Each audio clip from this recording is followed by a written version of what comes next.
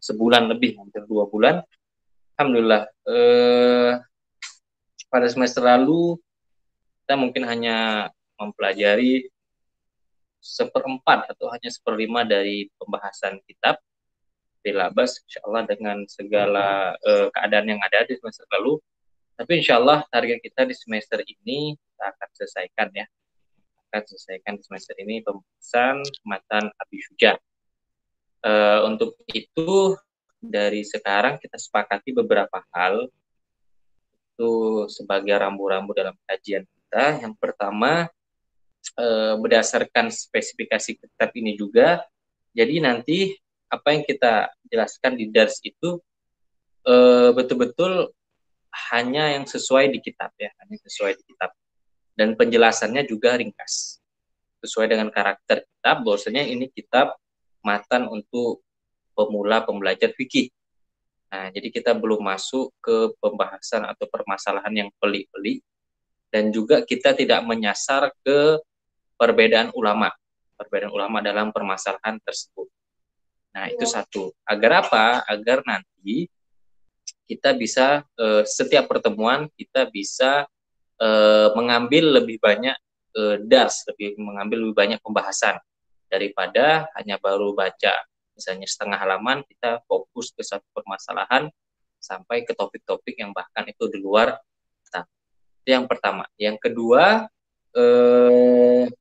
jika nanti ada misalnya berhenti di beberapa masalah yang itu populer di tengah kita, masalah itu misalnya diperdebatkan dengan sengit misalnya di kita sini di Indonesia, nah itu mungkin kita singgung sedikit. Kalaupun nanti ada pertanyaan-pertanyaan yang lebih mendetail, saya beberapa teman ada yang penasaran, itu nanti bertanyanya dari Japri, nanti kita jawab insya Allah. Nah, jadi itu jadi memang matan Abi Syuja ini kita pemula, jadi dia memang hanya membahas secara ringkas. Tapi alhamdulillah bahasanya bukan hanya ringkas singkat tanpa mengena, tapi dia juga ringkas dan padat insya Allah. Tapi itu ya. Oke, kita mulai. Terakhir kita di sholat Al-Aidain. Betul nggak? Belum ada taruh tanda. Nah, ini terakhir kita sholat Aidain ya. Atau Dito, biasanya Dito ingat nih.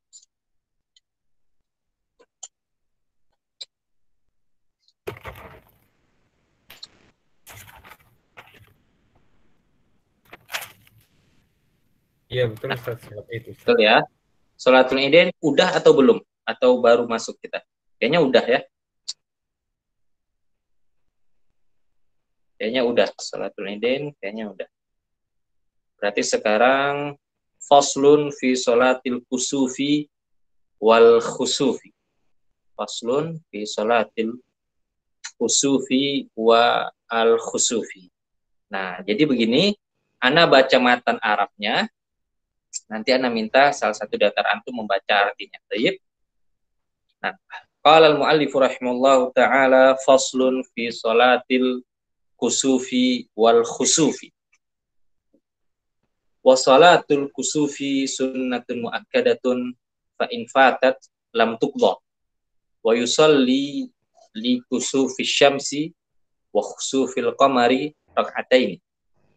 Fi kulli rak'atin qiyamani yutilul qira'ata fihima wa ruku'ani yutilul tasbiha fihima duna sujudi wa yakhtubu ba'daha khutbataini wa yusirru fi kusufi asyamsi wa yajharu fi khusufi al-qamari. Nah, mulai dari Rafli, fadhal baca artinya.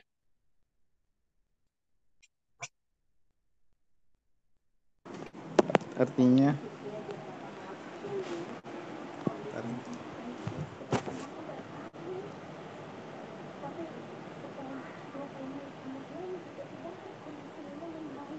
Tidak. artinya sholat khusuf gerhana matahari dan khusuf gerhana bulan. Pasal sholat khusuf hukumnya sunnah muakkad.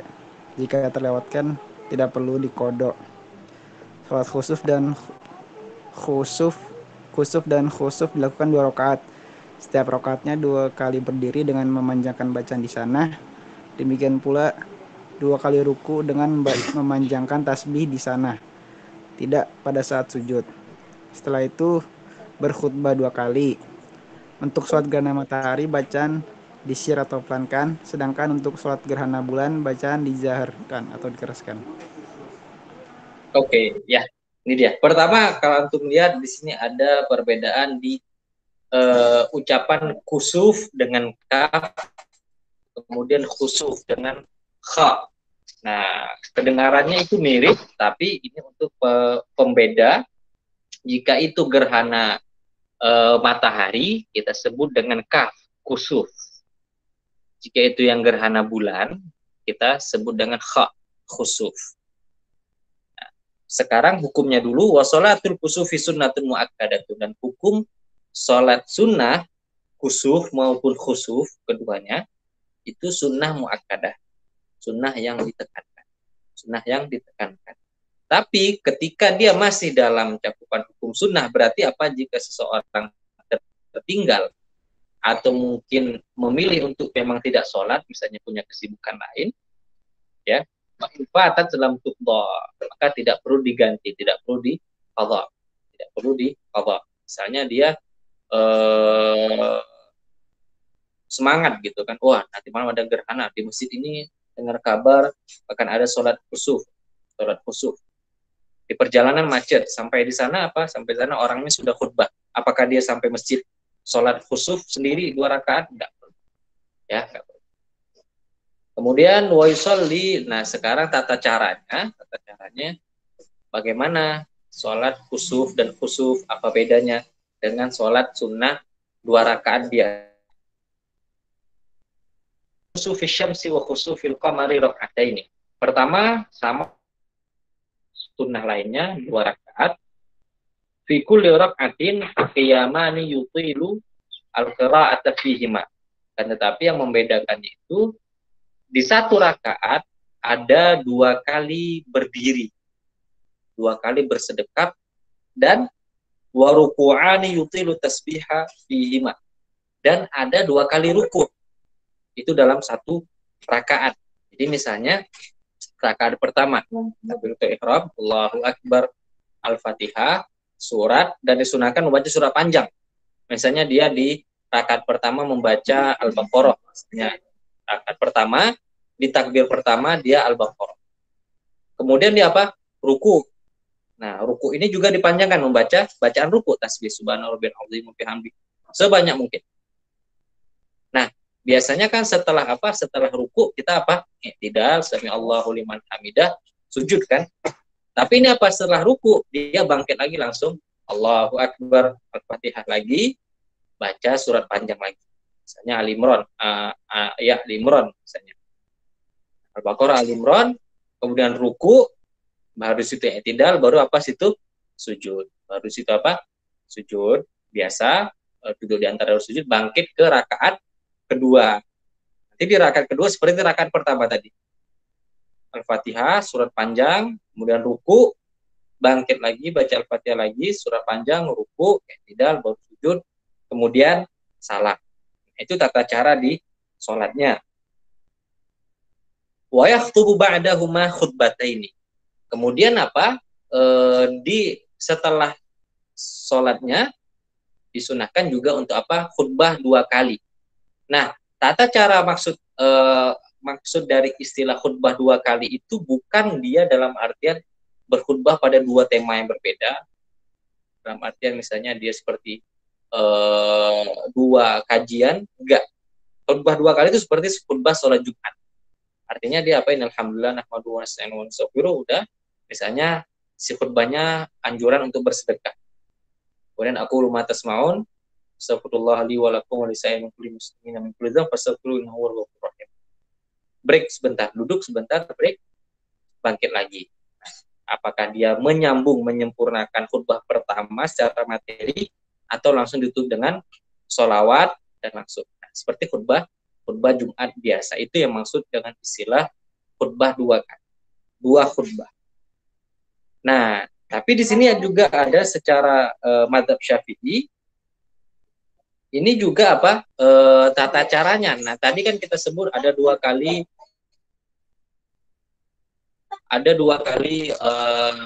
berdiri, dua kali ruku, ya, dua kali ruku dengan bacaan yang panjang.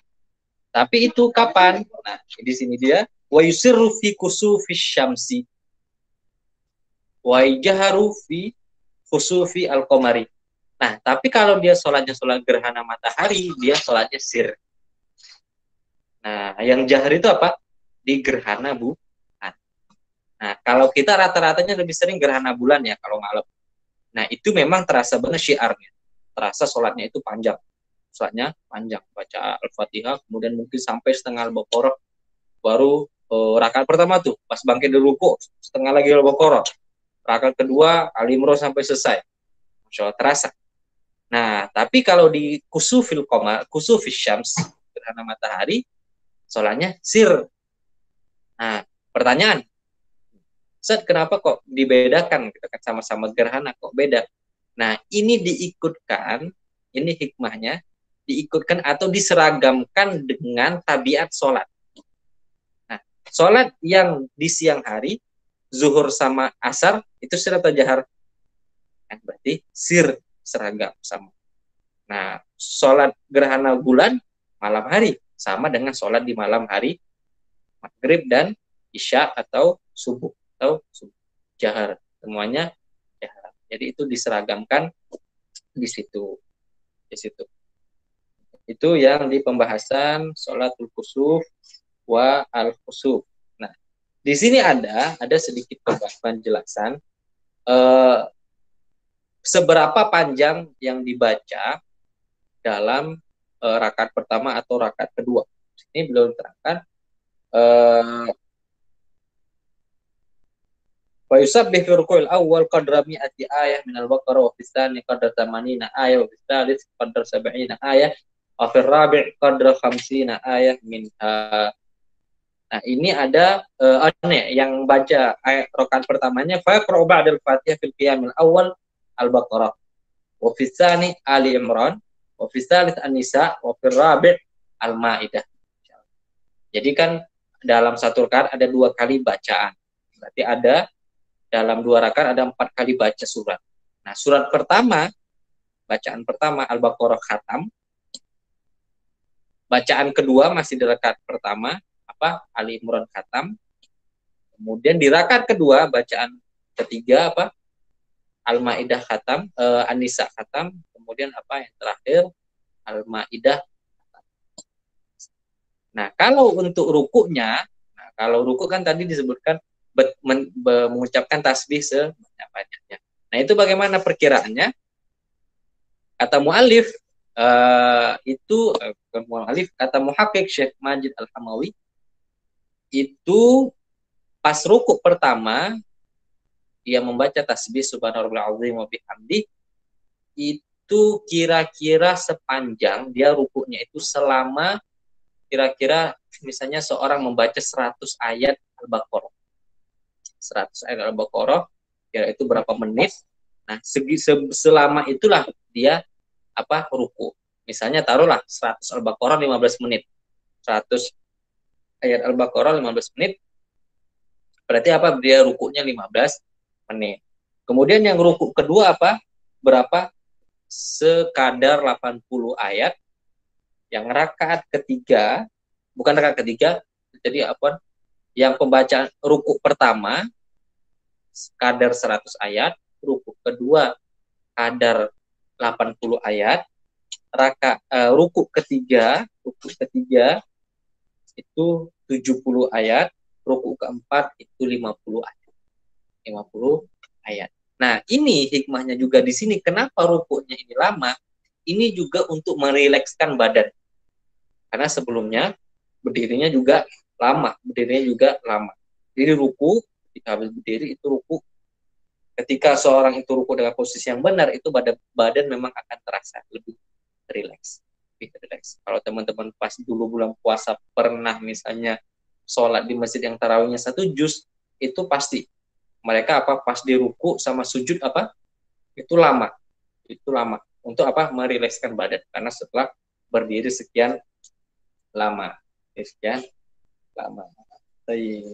Itu ya, yang perlu kita ketahui di masalah sholat kusuf dan sholat khusyuf. Kita lanjut, faslun fi sholatil istisqa. Setelah ini Dito yang baca ya terjemahan. Oke, ini Dito Al-Fatihah surah panjang, ruku, bangkit, Al-Fatihah surah panjang, sujud. Ini baru itu satu rakaat. Nah, benar. Ya, gitu hitungnya. Fatihah surah panjang, ruku, bangkit, Al-Fatihah plus surah panjang plus sujud.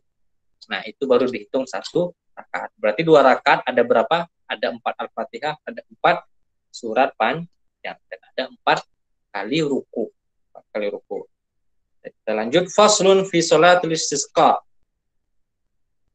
Wa sholatul istisqa masnunatun fa ya'muruhumul imamu bitaubati was sadaqati wal khuruji minal mazalim wa musalahatil a'da'i wa siyamu salatati ayyamin thumma yakhruju bihim fil yawmir rabi' fi thiyabin bidlah wa istikanatin wa tadarru'in wa yusalli bihim rak'ataini ka salatil 'idain thumma yakhthub ba'dahuma wa yuhawwil rida'ahu min yaminihi ila shimalihi wa min shimalihi ila yaminihi wa yaj'alu a'lahu asfalah wa asfalahu a'lahu wa yuksir min ad-du'a'i wal istighfar wa yad'u bi du'a'i Rasulillah sallallahu alaihi wasallam wa huwa fadal kita.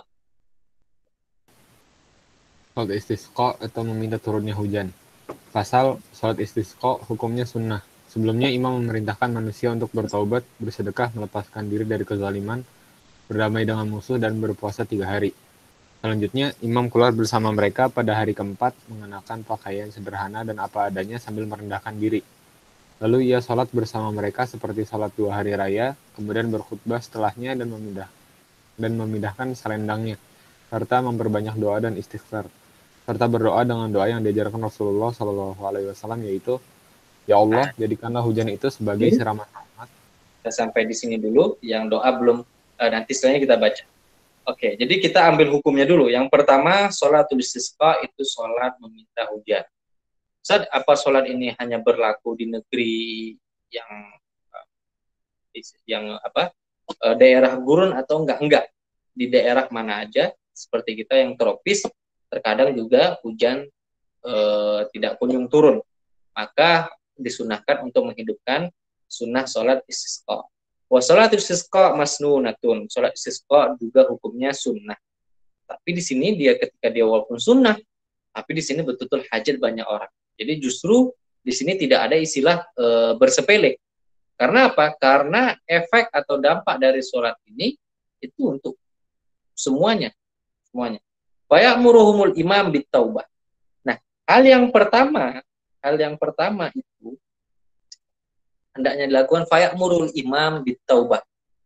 Ini bukan di hari sholatnya, tapi ini beberapa hari sholat. Jadi misalnya imam di sini kita artikan pemimpin atau ulama, ya. Itu misalnya hujan sudah tidak turun misalnya 3 bulan kering. Akhirnya semua sepakat, pemerintah sudah berkonsultasi dengan MUI, adakan sholat istisqa. Nah, sebelum misalnya ditentukan kita sholat istisqa setelah Jumatan, misalnya setelah Jumatan. Nah, sebelumnya beberapa hari, 3 hari sebelumnya, 4 hari sebelumnya, berarti Kamis, Rabu, Selasa, Seninnya sudah mengeluarkan pengumuman. Senin atau Selasa sudah mengumuman bahwasanya pada hari Jumat beberapa hari lagi kita akan melaksanakan sholat istisqa. Untuk itu dianjurkan kepada kaum muslimin semuanya, diharapkan kepada kaum muslimin semuanya apa? Fa ya'muruhumul imam bitaubah. Hendaklah apa? Kita semua taubat-taubatan, minta ampun pada Allah Subhanahu wa taala. Was-shadaqah, dan perbanyak sedekah. Jadi caranya itu apa? Meminta taubat dan bertawasulkan dengan amalan soleh, itu apa? Shadaqah.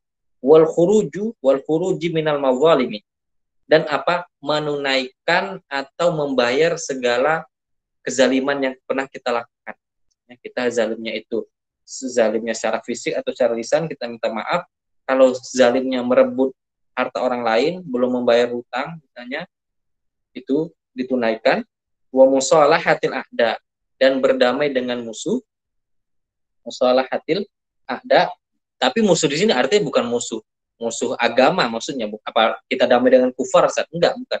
Musuh ini siapa? Kalau ada permusuhan atau permasalahan di antara sesama kaum muslimin, itu apa? Saling bermaaf, damai. Musuh di sini bukan diartikan sebagai apa? Bukan sebagai musuh agama atau musuh negara misalnya, itu berlainan agama. Wasiyami salatati ayyam, wasiyami salatati ayyam, dan puasa selama 3 hari. Jadi Selasa, Rabu, Kamis itu puasa berturut-turut 3 hari. Nah, baru di hari Jumatnya apa? Itu sholat. Nah, jadi di sini fikrohnya di sini apa? Fikrohnya apa? Istisqa ini ibarat kita sholat, meminta ampunan dan meminta belas kasih Allah Subhanahu Wa Taala, dan kita mengakui bahwasanya kita semuanya bersalah. Maka di situ kita taubat, ya, memaaf-maafan, dan kita istilahnya itu memohon kepada Allah dengan bertawasul dengan amalan soleh. Berarti apa? Sedekah dan puasa 3 hari tadi untuk menunjukkan apa? Keseriusan kita. Menunjukkan keseriusan kita. Nah, di sini sholat istisqa ini betul-betul nanti apa? Dia sebuah ikhtiar tentunya ya. Dia sebuah ikhtiar. Sebuah ikhtiar yang Rasulullah SAW mengamalkannya, dan Rasulullah SAW menganjurkannya. Nah, tapi di sini ini bukan berarti apa? Ustaz, berarti kalau udah istisqa itu auto turun hujan, auto dikabulkan, langsung dikabulkan? Belum tentu.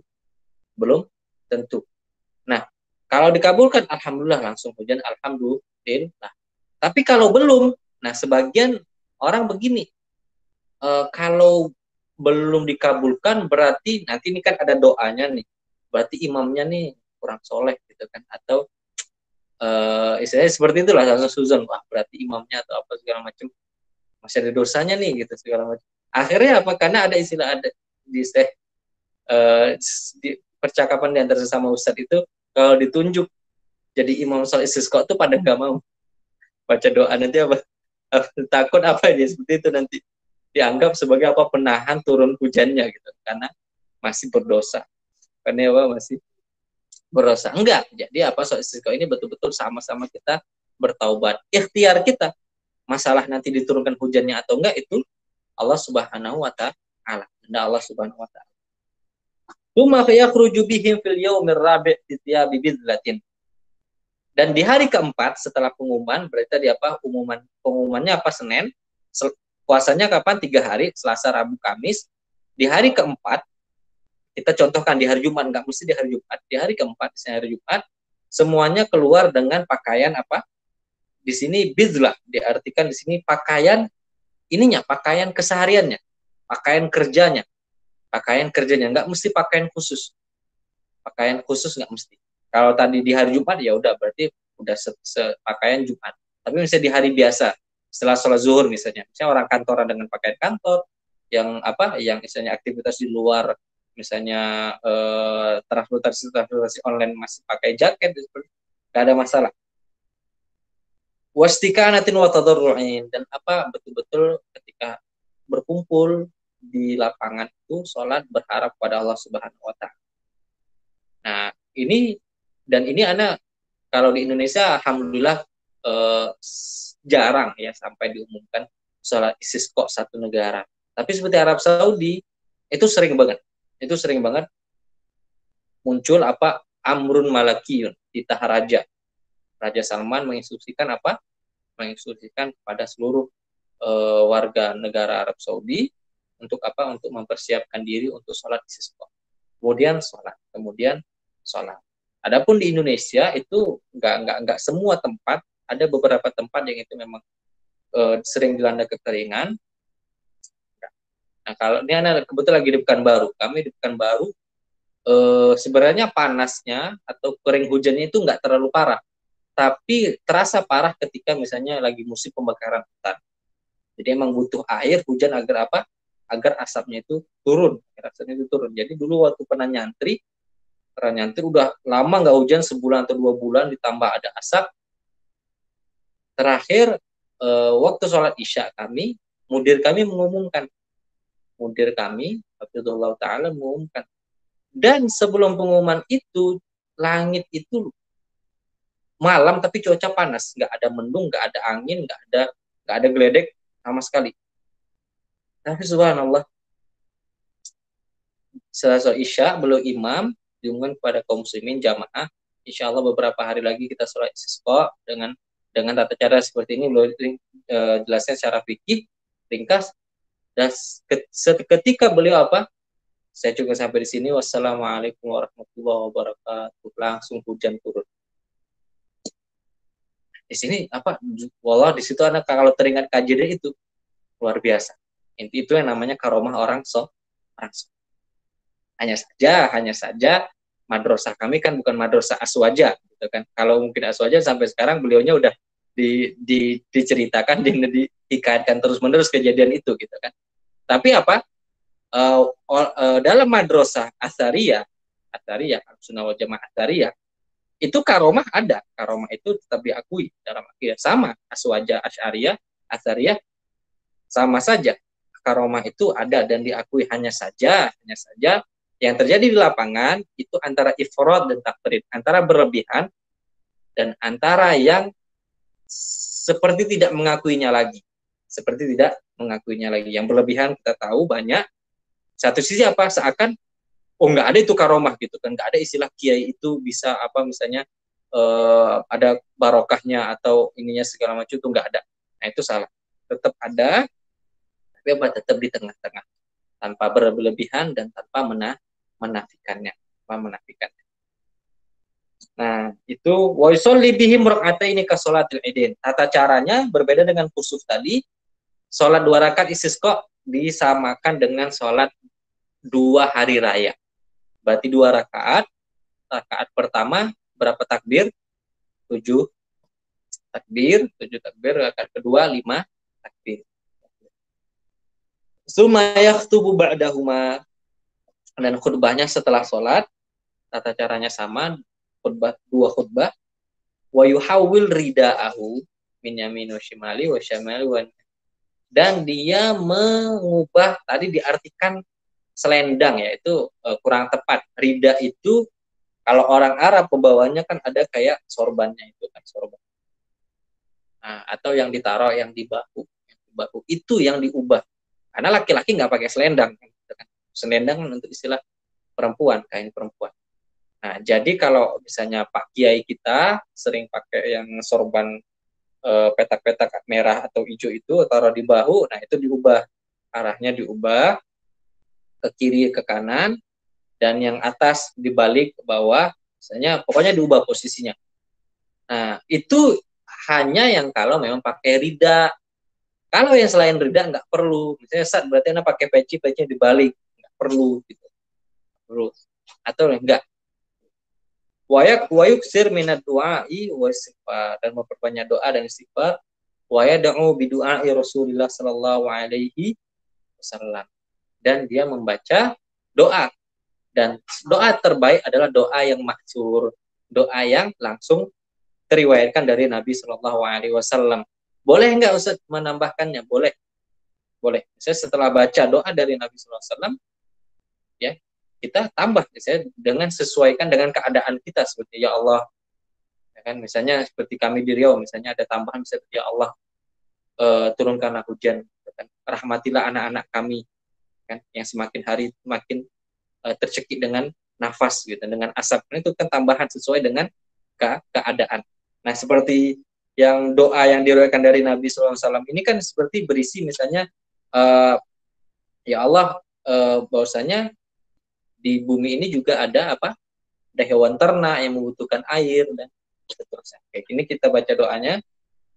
Wa yad'u bi du'ai Rasulullah sallallahu alaihi wasallam wa huwa Allahumma ja'alna suqiya rahmah wa la taj'alna suqiya wa la taj'alha suqiya 'adzabin wa la mahkin wa la bala'in wa la hadmin wa la gharqin.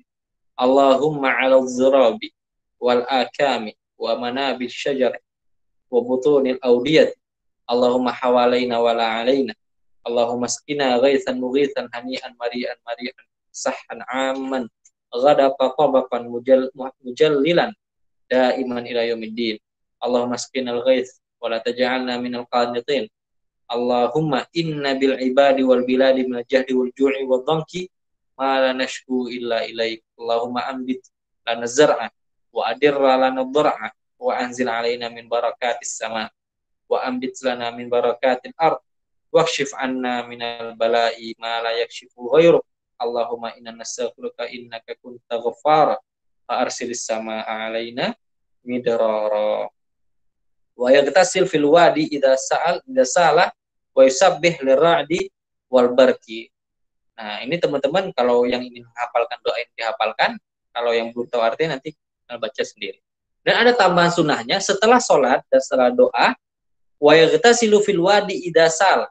Kalau hujan turun, itu sunnahnya apa? Mandi air hujan. Nah, kalau di sini disebutkan mandi di aliran airnya. Mandi di aliran airnya. Wa yusabbih lira'di wal barqi, dan mengucapkan tasbih ketika mendengarkan suara petir atau geledek. Tanda-tanda mau hujan. Justru itu mandi hujannya setelah hujannya turun itu menunjukkan rasa syukur kita pada Allah Subhanahu wa taala. Ini di sholat al-istisqa. Maka itu tadi, saat misalnya kejadiannya sekali sholat hujan belum turun, itu imam, pemerintah, apakah itu dari pemerintah atau ulama, menginstruksikan kembali. Berarti butuh taubat lebih ikhlas lagi. Taubat lebih betul-betul lebih nasuha lagi. Nah, jadi istilahnya bisa dikatakan ya berarti Allah belum menakdirkan menurunkan hujan pada kita sampai benar-benar semuanya membersihkan diri. Karena ini logikanya bagaimana? Logikanya juga sederhana. Misalnya hujan ini kan makhluk Allah Subhanahu wa taala dan kehendak Allah Subhanahu wa taala. Kita bagaimana bisa istilahnya tanpa malu meminta kepada zat sesuatu yang mana kita selalu bermaksud kepada zat tersebut. Kita minta hujannya nih, ya kan? Kepada zatnya, pada penciptanya. Kita minta hujannya nih. Tapi perintahnya enggak kita laksanakan, larangannya malah kita datang. Berarti ya logikanya seperti kita dalam keadaan sehari-hari aja.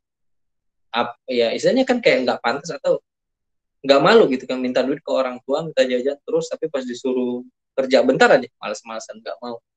Nah, gitu kan. Fasilitas selama kuliah gitu kan, fasilitas disediain semua, segala jajan nggak bisa kurang.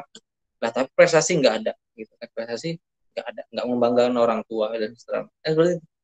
Nah begitu juga Allah menuntut keseriusan para hamba. Maka tadi selain tobat, ada sunnah bersedekah, sunnah puasa, itu untuk sebagai tambahan menunjukkan keseriusan para hambanya memohon ampunan dan meminta rahmat Allah Subhanahu wa ta'ala. Ini fasul di salat al-istisqa. Kita lanjut di salatil khauf. Nah, ini pembahasan terakhir untuk malam ini. Nanti setelahnya udah beda, bukan tentang salat lagi. Setelah itu azhar deh. Fadhal azhar.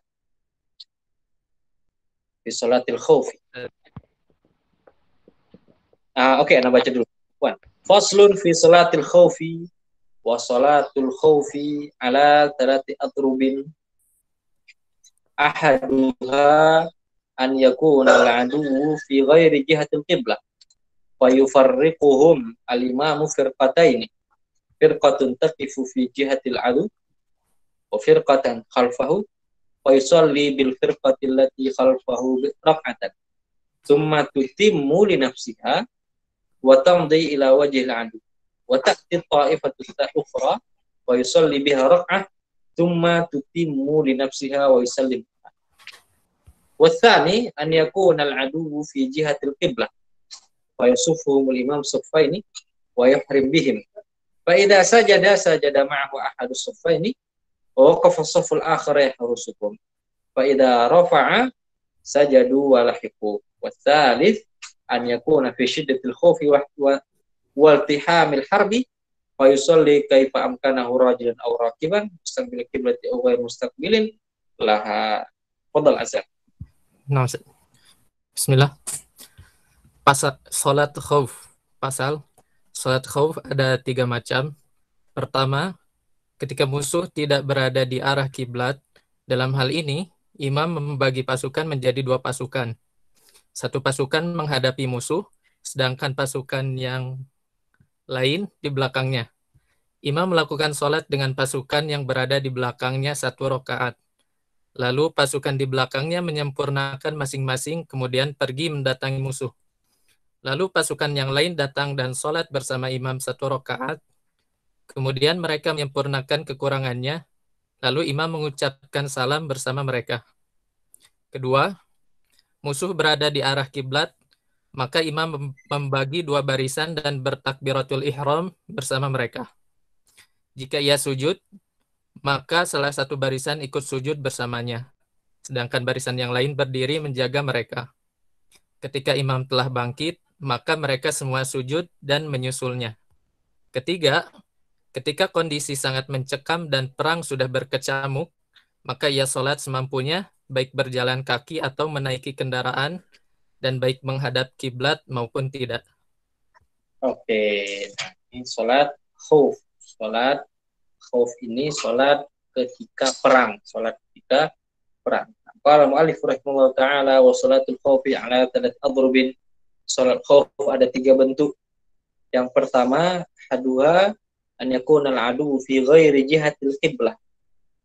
Yang pertama, ini dalam keadaan perang belum berkecamuk. Perang belum kecamuk. Berarti apa? Sholat sebelum perang. Datang waktu sholat dan perang belum mulai.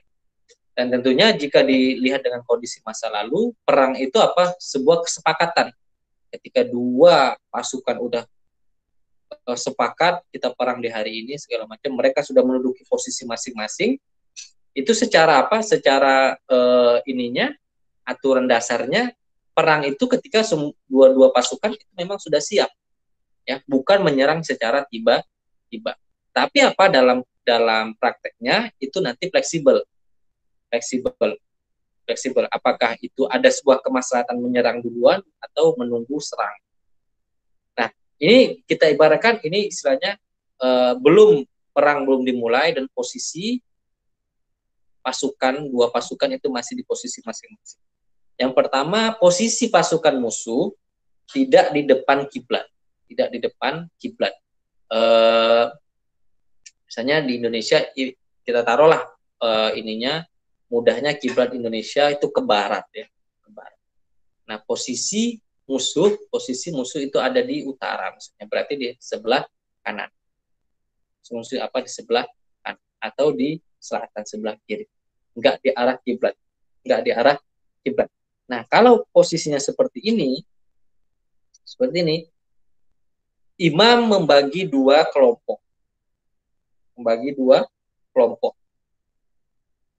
Yang pertama, firqatun taqifu fi wajhil adu wa firqatan khalfahu fa yusalli bil firqah allati khalfahu rak'ah.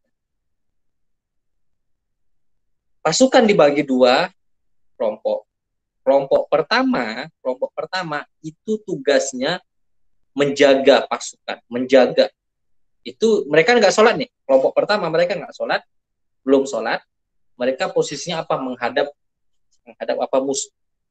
Menghadap musuh, berjaga-jaga dengan senjata. Nah, kelompok, misalnya tadi kita katakan yang berjaga apa? Kelompok A. Kelompok B, ini yang sholat dulu sama imamnya. Nah, sholat dulu sama imamnya. Nah, taruhlah sekarang, oke, kita biar mudah aja, misalnya posisi kiblat kita ke arah barat, sekarang posisi musuhnya apa? Di timur. Nah, berarti kan jatuhnya nanti safnya itu apa? Saling membelakangi. Nah, yang saf pertama, yang sholat itu yang dengan imam itu ke arah barat, yang menjaga musuh berarti wajahnya apa? Ke arah timur. Nah, ini cara pertama. Bagaimana? Setelah imam takbiratul ihram, yang pasukan B itu sholat dengan imam. Sebanyak 1 rakaat saja. 1 rakaat. Rakaat. Cuma tutim linafsiha. Jadi pas misalnya rakaat pertama imamnya apa? Baca Al-Fatihah. Saya baca surah pendek lah. Baca apa? Ad-Duha. Ruku, sujud nih. Sujud kan. Udah bangkit. Nah, pas bangkitnya imam, dia baca di rakaat kedua, dia agak slow nih. Nah, pas imam lagi baca rakaat kedua, yang pasukan B tadi yang sedang sholat, itu nggak ikut imam lagi. Tapi apa? Seperti sholat masbuk. Mereka semuanya itu sholat masing-masing. 2 rakaat. 2 rakaat apa? Selesai. 2 rakaat apa? Selesai. Dan seringkas mungkin. Agar apa? Nanti seketikanya mereka selesai, nah yang pasukan B tadi yang awalnya sholat rakaat pertama, mereka langsung mengambil posisi menghadap ke musuh. Pasukan A yang tadi awalnya menjaga hadap musuh langsung masuk ke imam apa? Di rakaat kedua. Di rakaat kedua. Nah, imam melanjutkan sholatnya seperti biasa. Ketika imam salam, ya salam, assalamualaikum warahmatullahi, selesai sholat, jadilah pasukan A tadi mereka seperti masbuk 1 rakaat. Nah, segambar nggak? Jadi pasukan pertama yang sholat itu sholat rakaat pertama, rakaat keduanya mereka masing-masing. Nah, setelah mereka selesai, langsung mereka gantian jaga. Pasukan yang pertama jaga, ikut masuk ke sholat di rakaat kedua. Pas imam kelar, ya langsung seperti masbuk, tambahin 1 rakaat. Nah, setelah itu mereka langsung berjaga-jaga seperti biasa. Ini bentuk pertama. Yang kedua, ini yang agak susah. An yakunal adu fi jihati al-qiblah. Sekarang posisi musuh di arah kiblat. Yang mana ketika kita sholat semuanya berarti kita memberikan apa? Tubuh gitu kan, menghadap ke arah mereka.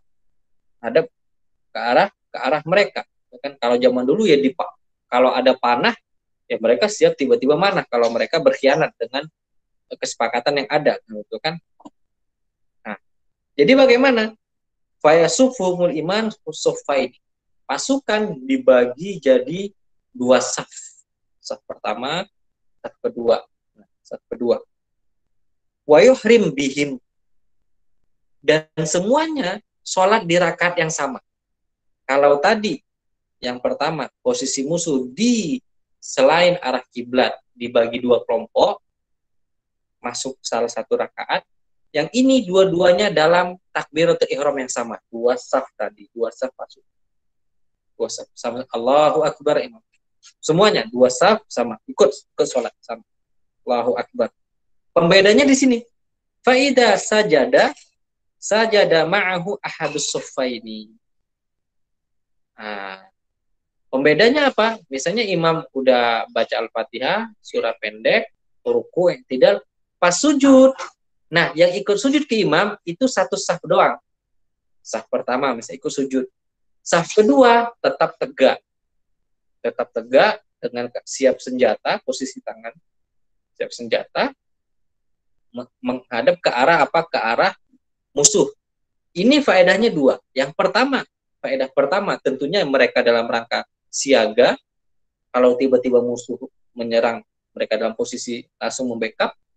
Yang kedua apa? Ini juga apa? Sebagai sebuah sinyal atau sebagai sebuah apa istilahnya peringatan atau pemberitahuan kepada musuh bahwasanya mereka nggak lagi lengah gitu kan. Mereka nggak lagi lengah. Kalau musuh tiba-tiba istilahnya mau nyerang, 1 saf siap nih gitu. Walaupun lagi sholat tapi sigap kok.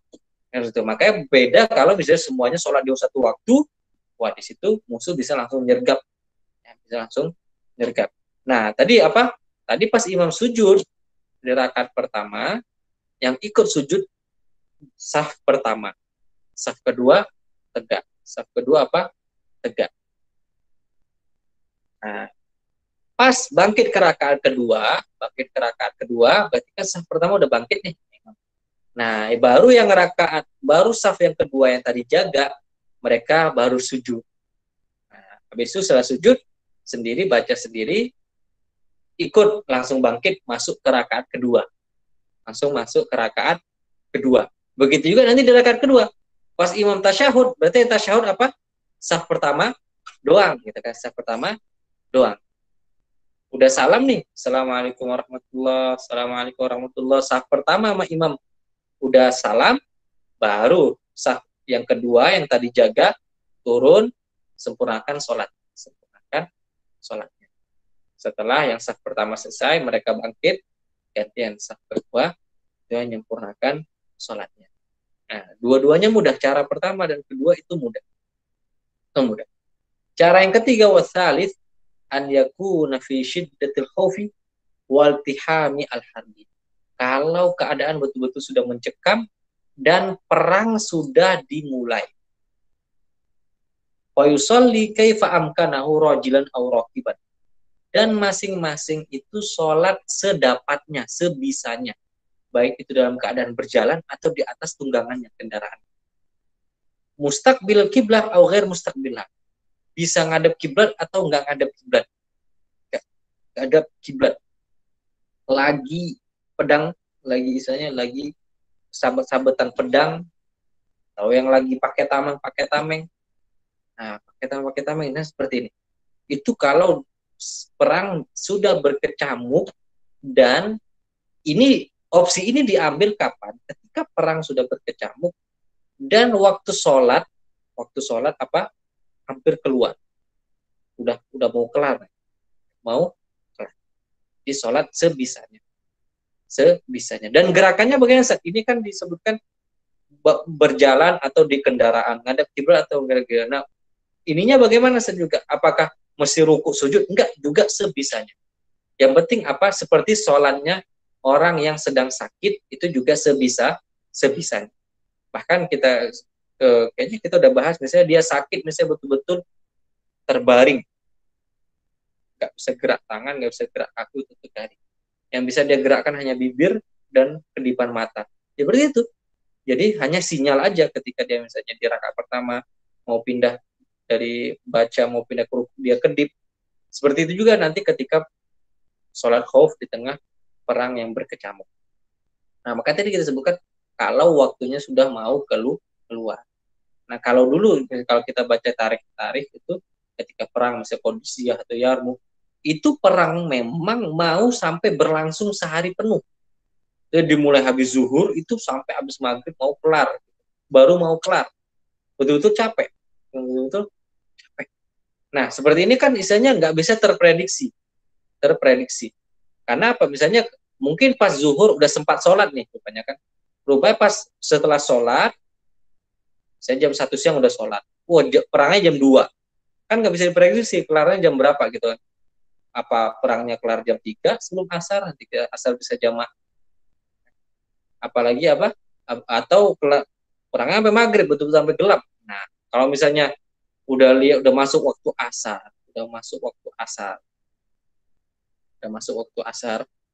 dan istilahnya udah mau maghrib nih, perang belum juga kelar. Nah, di situ ini yang cara ketiga. Nah, ini ada permasalahan sedikit. Ana kaitkan langsung ke usul fikihnya. Ustaz, kenapa sampai sholat sebisanya? Makanya tadi Ana sebutkan kalau waktunya udah mau habis. Kenapa? Karena masalahnya ini, kalau misalnya tadi yang si Mujahid ini, misalnya taruhlah azan maghrib jam 6 pas. Perangnya masih lagi perang nih sampai 5.45.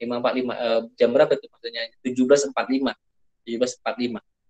Nah, kalau dia nggak pilih, aduh ribet nih gitu kan, lagi masukin senjata lah, lagi apa segala macam, nggak mau sholat. Azan masuk maghrib. Berarti asar belum nih. Pas masuk waktu maghrib, belum juga dia sempat sholat, udah meninggal. Kena panah, kena tembakan segala macam. Berarti dia apa? Dosa tertinggal satu sholat.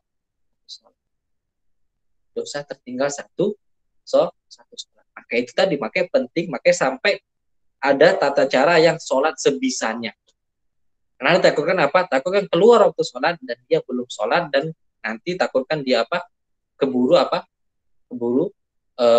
jadi korban. Kita nggak bahas Ustaz, kan syahid diampunkan dosanya segala. Enggak, bukan pembahasan di situ, tapi kewajiban sholatnya itu. Nah, berbeda, makanya kita bilang tadi kalau waktunya udah mau habis. Berbeda kalau masih di awal waktu.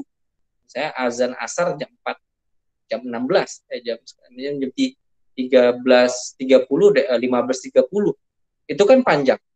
Dan secara usul fikihnya, kalau seseorang meninggal dalam waktu sholat yang masih ada, itu dia belum tertuntut sholat tersebut. Dia nggak berdosa. Dengan catatan, dia sudah niat.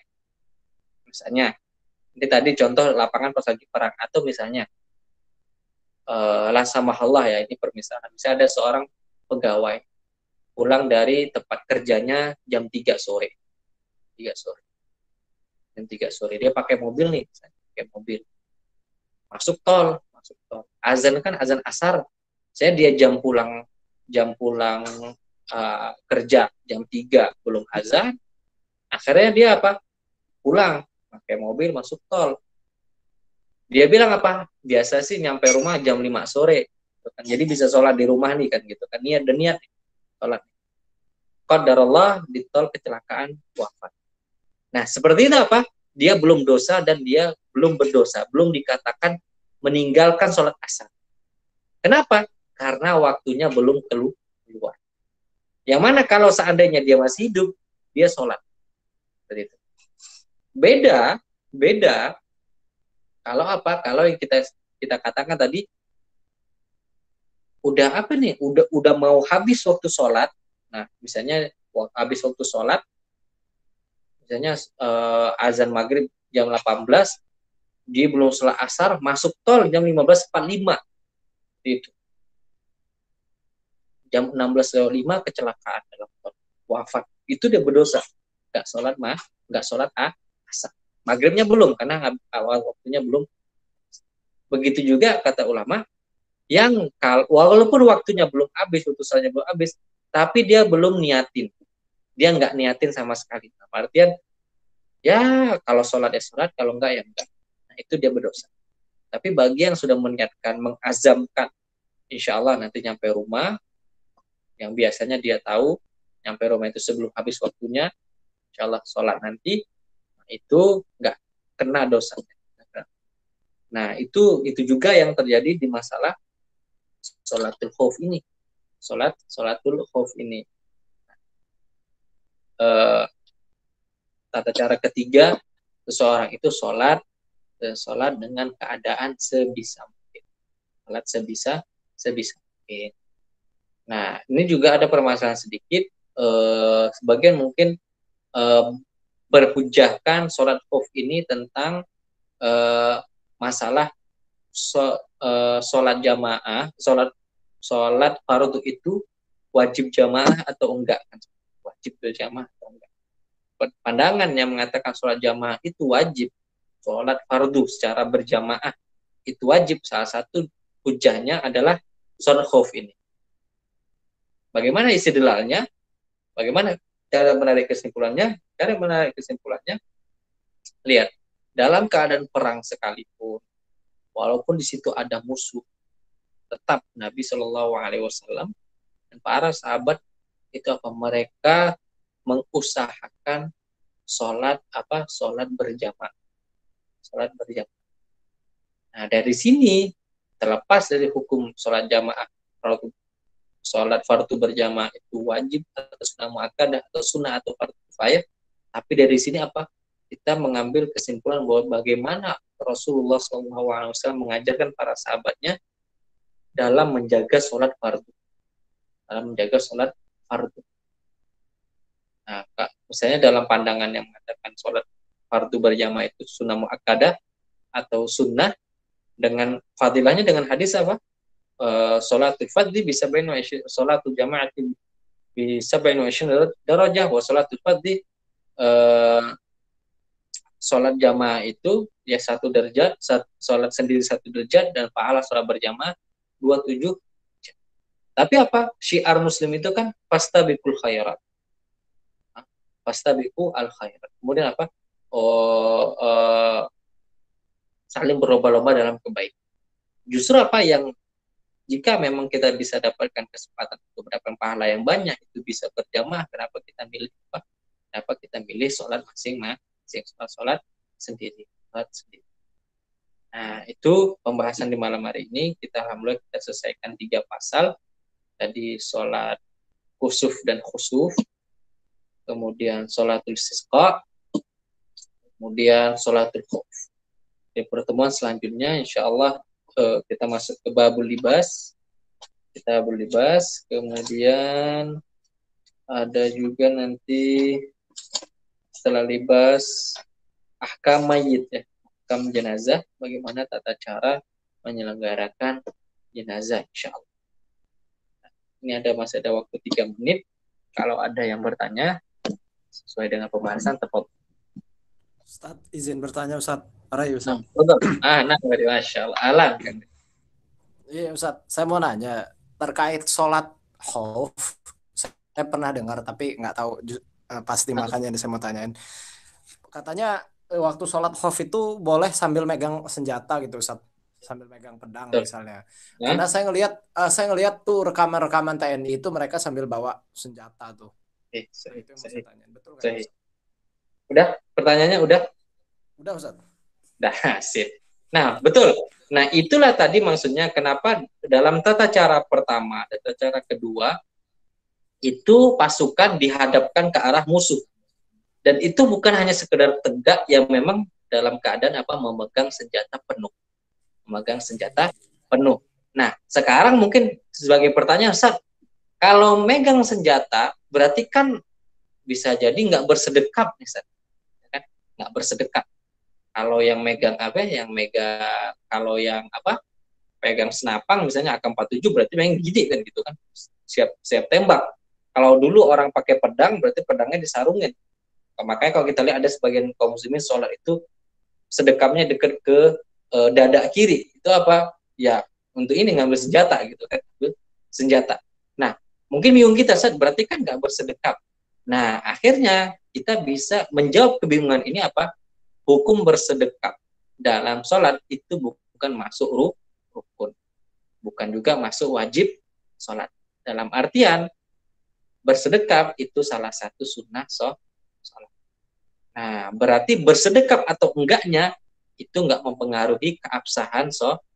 Sholatnya tetap sama. Makanya ketika dia tidak mempengaruhi keabsahan, maka tidak mengapa sambil memegang senjata. Nah, apakah itu senjata modern seperti sekarang atau senjata zaman dahulu, misalnya ada tombak atau ada pedang atau ada panah. Nah itu Re ya. Ya Ustaz, terima kasih Ustaz. Nah ini udah tentunya. Nah untuk Re, Masya Allah, ahlan wa sahlan ya, marhaban. Nanti beberapa materi yang terlewat itu bisa minta PDF-nya ke Rafli, ada PDF yang tadi, ada matanya, ada terjemahannya. Nah, oke.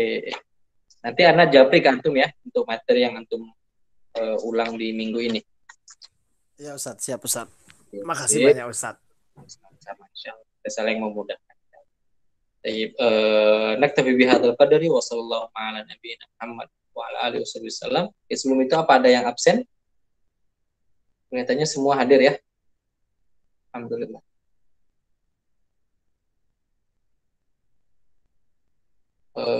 Rehan, Yusuf, Rafli. Ilhan kayaknya nggak ada Ustaz. Siapa? Ilhan ya. Fauzan tadi sempat masuk dari Fauzan. Ilhan Ustaz, Ilhan.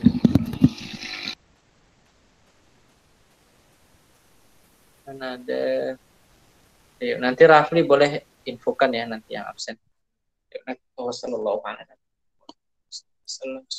Subhanakallahumma wa bihamdika asyhadu an la ilaha illa anta astaghfiruka wa atubu ilaik. Assalamualaikum warahmatullahi wabarakatuh. Waalaikumsalam warahmatullahi wabarakatuh. Jazakumullah khair Ustaz. Jazakumullah.